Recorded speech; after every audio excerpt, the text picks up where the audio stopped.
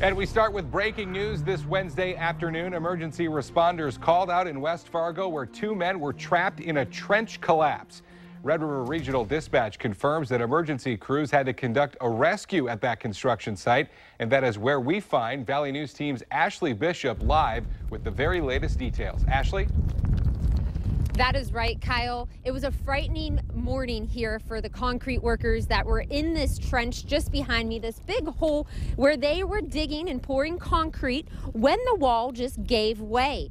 The workers, there was 5 of them in there, but 2 of them were stuck, one at the knees and one above at his waist where he had a broken leg, but it was taken out and rushed to the hospital. The other worker I had a chance to talk with, and he told me that it was a scary few moments that he was stuck in there. It took 34 minutes in all to get the workers rescued out of the ditch. As you could see, a lot of dirt gave way.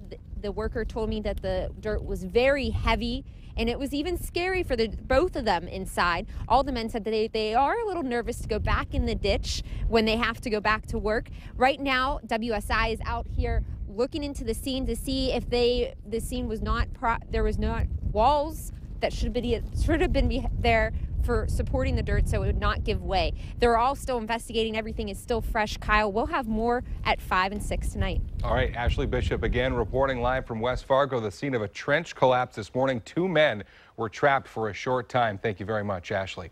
We have more breaking news to report for you. The principal